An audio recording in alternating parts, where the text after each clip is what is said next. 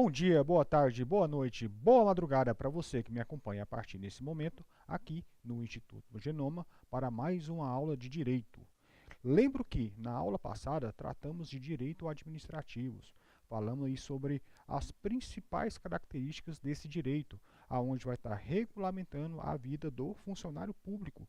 Vimos que nessa matéria de direito administrativo, o funcionário público ele está restrito, ele está impedido de agir a não ser em virtude da lei.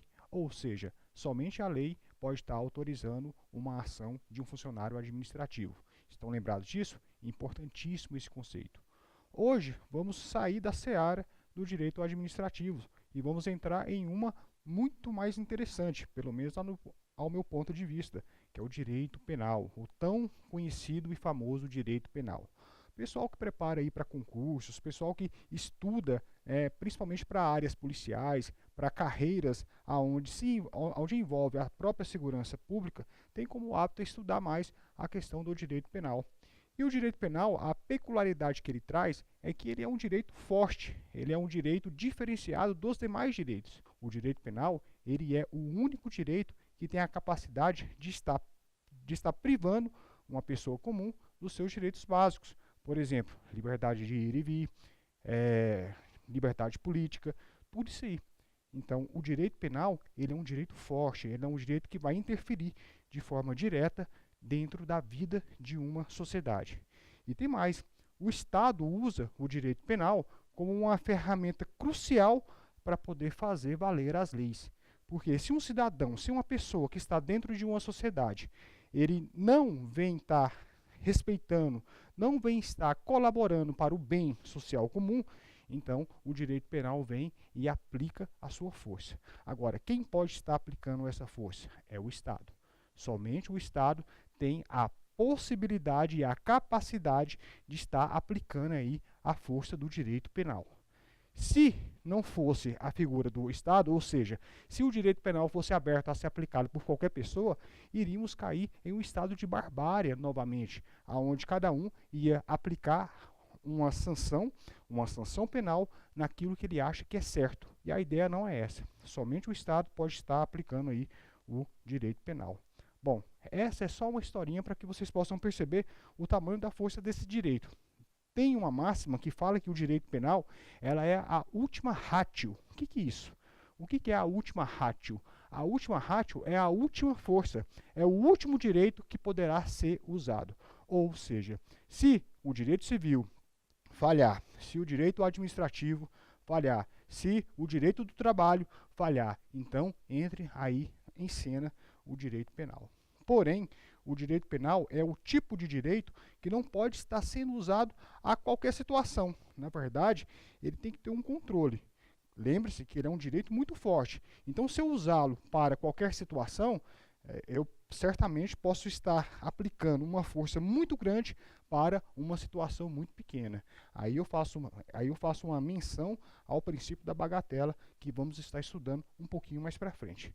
Mas toda essa conversa, toda essa história, é só para que vocês possam se situar no que é o direito penal, que é o direito mais forte que temos.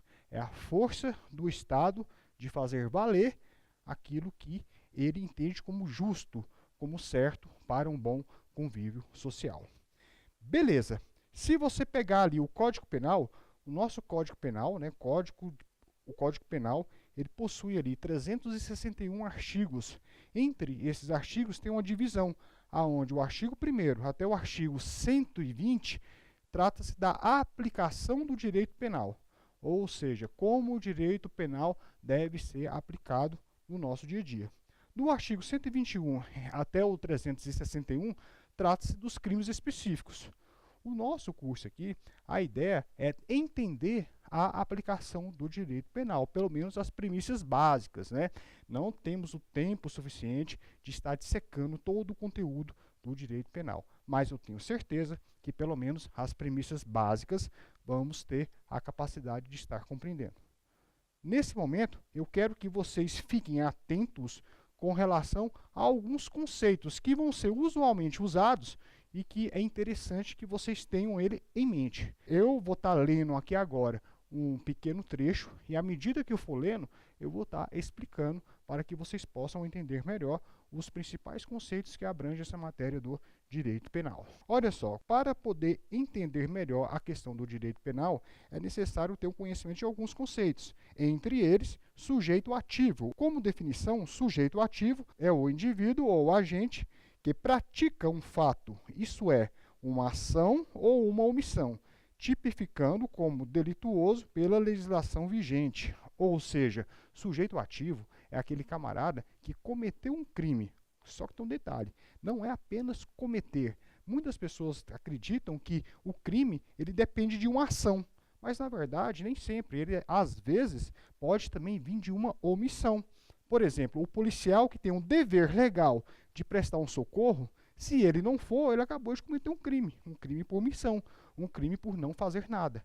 Então, o agente é aquele que é capaz de fazer ou deixar de fazer algo previsto em lei. E aí, você já tem uma pequena premissa de que tem que estar previsto em lei. Ou seja, tudo aquilo que o direito penal fala tem que estar escrito e previsto em lei.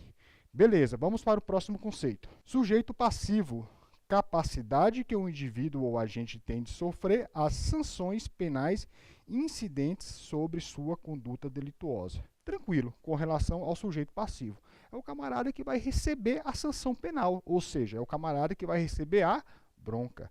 Se ele cometeu algo que é fora do comum, fora do que está previsto na legislação, certamente o Estado vai lhe aplicar uma sanção. E essa punição, em cima desse camarada, torna-se ele o sujeito passivo, ou seja, o sujeito que vai estar recebendo a punição vinda do Estado. Direito penal subjetivo, poder de império ou dever do Estado de punir os indivíduos por ele tutelados, dentro dos basilares do direito penal objetivo. Olha só, direito penal subjetivo é a força do Estado. Lembrem que eu falei que o direito penal nada mais é do que a ação que o Estado tem para poder punir o infrator. Beleza, essa ação de punir especificamente, ela é exatamente, né, o direito penal subjetivo. Ou seja, é o direito de aplicar a punibilidade vinda do Estado mediante uma ação delituosa. Direito penal objetivo. Todas as normas existentes e de pronta aplicabilidade sobre o fato concreto ou tentado. Lembrem que nas nossas primeiras aulas, principalmente ali na área de introdução ao estudo do direito, eu falei que direito objetivo nada mais era do que a lei por si só. Beleza, então temos aqui a definição que não é diferente para o direito penal. Direito penal objetivo é aquilo que está escrito, é a lei por si só. Ou seja, todos nós temos a capacidade de ler e ter o acesso e o entendimento da lei, para que não possamos cometer um tipo de ato ilícito. A partir do momento que conhecemos as penalidades, certamente esse conhecimento vai inibir a ação delitiva. Uma vez tendo esses entendimentos de direito penal objetivo, direito penal subjetivo, é a hora de estarmos aprofundando um pouquinho mais no conhecimento de direito penal e partir para as fontes do direito penal. Ou seja, de onde vem esse direito que tão forte é? Qual é o mecanismo de formulação desse direito? Bom, vamos lá. A fonte material é o órgão ou a instituição que tem o poder de estar criando o direito penal. Em regra, o direito penal é um direito público.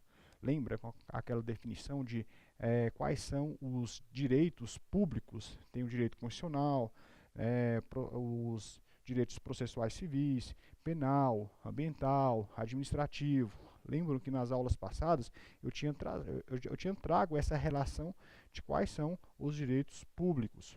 Né? E o direito penal ele faz parte do direito público. E sendo assim, somente a União tem a capacidade de estar criando normativas penais para poder aplicar em uma determinada sociedade. As fontes formais do direito penal é a forma que ele é divulgado, ou seja, depois que a União cria as normativas, criam as leis, ela precisa divulgar esse assunto. Afinal de contas, o direito não teria valia nenhuma se criado fosse e não fosse divulgado.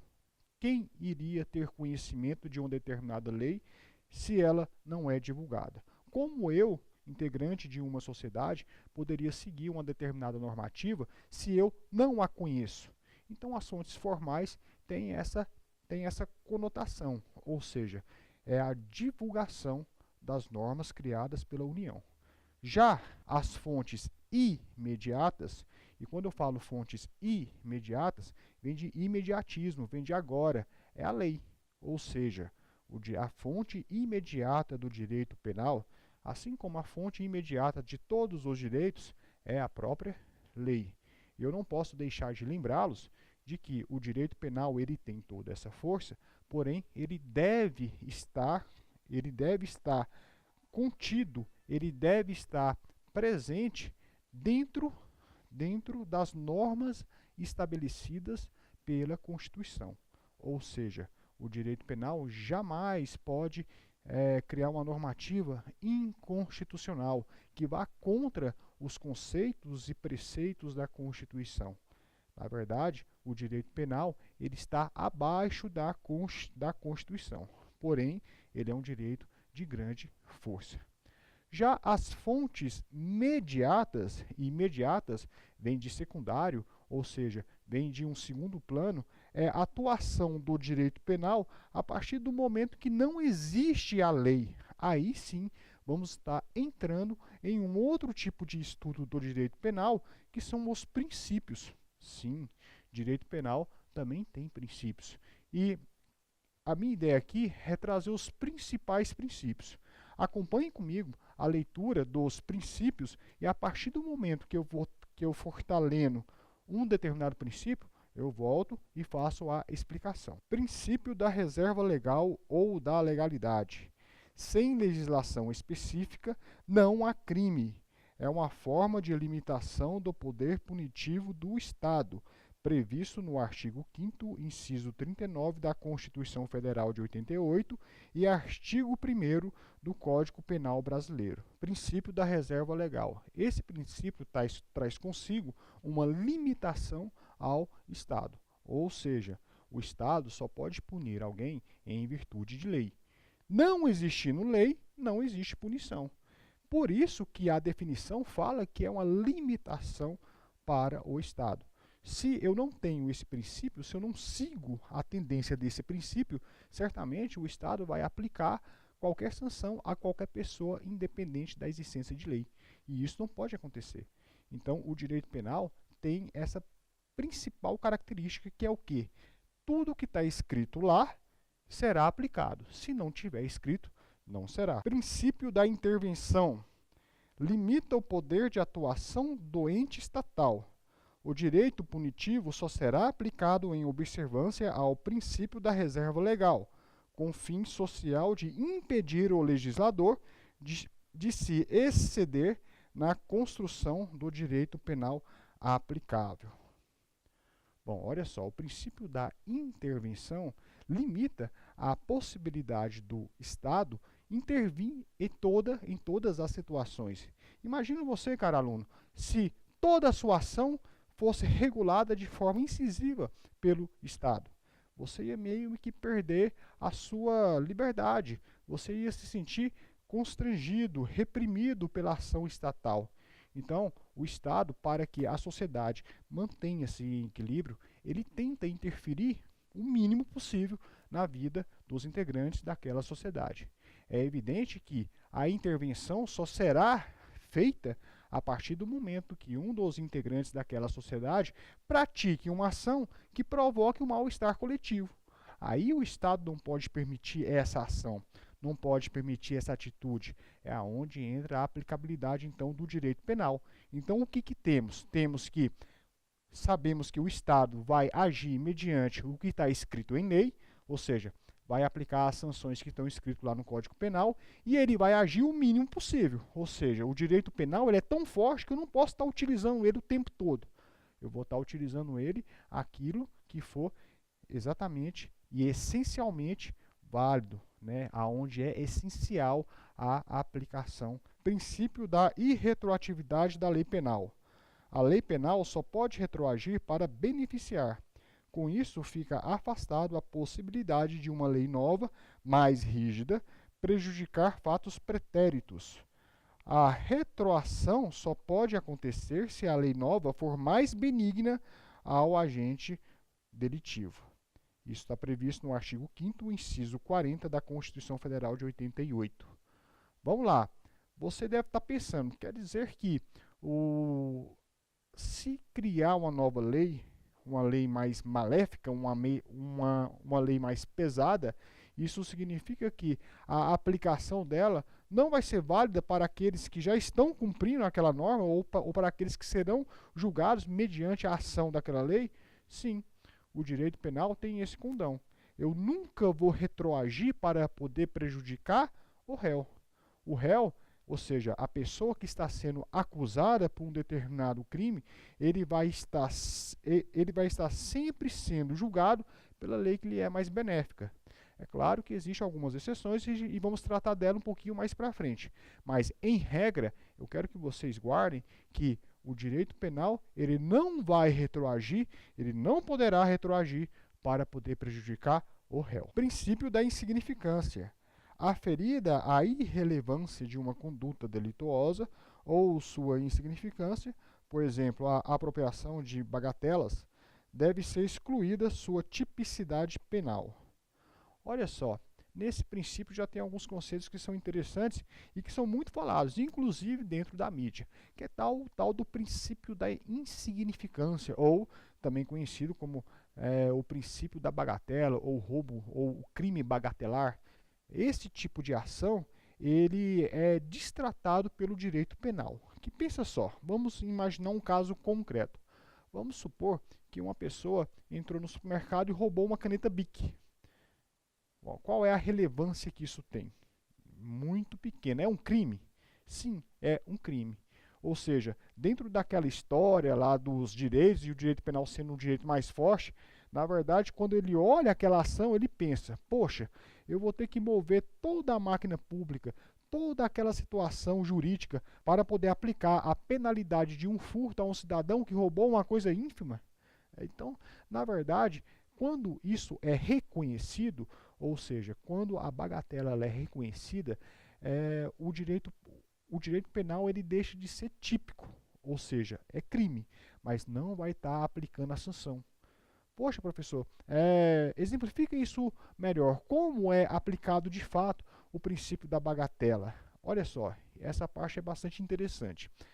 Muita gente pensa que o princípio da bagatela é aquele princípio que é envolvido com relação apenas a valores. Ou seja, eu roubei ou eu subtraí um valor mínimo. Uma caneta Bic custa o quê? R$ 1,50? Ou então até menos, dependendo do local aonde você compra. Então, na verdade, tirar R$ 1,50, furtar um objeto que custa R$ 1,50, já nos leva a entender que, poxa, é o princípio da bagatela, não vale a pena. Só que você, cara aluno, não deve só pensar na questão do valor do objeto. É diferente se formos a analisar situações diferenciadas. Por exemplo, um furto de R$ 50. Furtar R$ 50 do Eike Batista e furtar R$ 50 de um cidadão que está desempregado recebendo seguro-desemprego tem uma certa relevância, tem uma certa diferença. Né? O valor é o mesmo, né? Mas R$ 50 ali para o Eike Batista, às vezes não vai fazer muita diferença. R$ 50 para o cidadão que está desempregado recebendo seguro-desemprego pode fazer uma diferença tremenda. Porque talvez esses R$ 50 era o último dinheiro que ele tinha para poder fazer aquela feira da semana, para poder suprir as necessidades básicas da família dele. Então, quando você for analisar um crime de bagatela, quando você for estudar o caso de estar aplicando um crime de bagatela, é importante que você analise o caso concreto e perceba qual é a situação fática que vai te levar para poder aplicar tal princípio. Não quero que você aplique apenas considerando a questão do valor. Por exemplo, ir no supermercado roubar uma caixa de leite. Eu fui lá, de forma furtiva, subtraí uma caixa de leite para poder, muitas vezes, alimentar meu filho, alimentar alguém que eu vejo que está passando necessidade, só que eu não tenho dinheiro para poder comprar. Fui lá no supermercado e furtei uma caixa de leite. Beleza, pode até pensar na aplicabilidade da bagatela, porque uma caixa de leite para o supermercado não é tão relevante. Agora, eu entrei numa distribuidora de bebida e subtraí uma latinha de cerveja. Bom, é insignificante? O que moralmente falando, socialmente falando, o que pesa mais? É você roubar algo que vai te alimentar ou você subtrair, roubar, furtar algo que vai te entorpecer? Então, socialmente falando, o princípio da bagatela poderia ser aplicado ali no furto de uma caixa de leite, mas jamais para um furto de uma lata de cerveja. Porque, moralmente falando, a questão da necessidade, às vezes, fala mais alto. E o caso de furtar uma lata de cerveja não se trata muito de necessidade, mas trata-se sim de um vício. Ao analisar o princípio da bagatela, tem que ter um certo cuidado, não pensando somente no valor do objeto, mas sim em toda a situação. Eu quero que você, caro aluno, pense no princípio da bagatela não só na questão da insignificância. Na verdade, vai depender muito do caso específico, do caso que você vai analisar. O princípio da bagatela poderá ser aplicado a partir do momento que o valor foi insignificante, a subtração, o crime que aconteceu, não foi aplicado nenhum tipo de violência e o fato, o crime em si, ele não alcança uma grande reprovação social. Como por exemplo, né, o que eu tinha dito em relação a furtar uma caixa de leite ou em furtar uma lata de cerveja. Né? Quem a sociedade está reprovando de forma imediata? Geralmente, lembre-se que quem furta a caixa de leite é para poder matar a fome. Quem furta uma lata de cerveja é para poder suprir um vício. Tranquilo? Mais para frente, vamos entrar um pouquinho mais de detalhes sobre esse princípio da bagatela. Tem algo a mais que eu vou estar guardando um pouquinho mais para frente. Princípio da proporcionalidade. Cabe ao Estado dar aos seus cidadãos um mínimo de proporcionalidade entre a garantia de seus direitos. Segundo esse princípio, o sistema penal se firma na sua capacidade de fazer frente aos delitos existentes em um meio social que absolva sua eficácia. O princípio da proporcionalidade, ele traz basicamente a penalidade que será aplicada tem que ser proporcional àquilo que foi feito. Eu não posso punir uma pessoa de uma forma tão severa, de uma forma pesada, de uma forma desproporcional, de acordo com a ação que ele executou.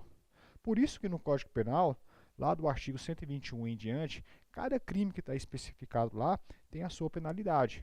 Né? Homicídio, né, de 12 a 20 anos, e assim segue. É claro que dependendo daquilo que é feito dentro de um crime, as agravantes, tal, isso vai estar trazendo uma penalidade maior. Porém, pode ter situações atenuantes, que vai estar trazendo o quê? Vai estar retirando da pena básica, da pena principal, vai estar retirando um pouco da penalidade, um pouco do peso, porque a ação pode ter sido mais branda. Continuando. Princípio indúbio pro réu. Na dúvida, o réu deve ser absolvido, pois no direito penal a culpa tem que ser sempre comprovada, não cabendo suposição de prática de ato delituoso. Olha só, o quão é importante esse princípio. Lembra que eu tinha dito que o direito penal era um dos direitos mais fortes? Beleza, está aqui, é o indúbio pro réu que não me deixa mentir. Eu não posso chegar em uma pessoa mediante o princípio da dúvida e condená-lo. O direito é tão forte que se eu estiver errando, eu vou estar causando mal irreparável na vida daquela pessoa. Então, dentro da seara penal, se eu tiver uma dúvida com relação ao fato acontecido, ou seja, se eu tiver uma dúvida de quem de fato praticou um determinado tipo de crime, um determinado tipo de situação delituosa, eu vou absolvê-lo. A ideia do indúbio pro réu é exatamente essa. Beleza? Na nossa próxima aula, vamos estar continuando aí com o estudo de direito penal. Até a próxima. Tchau!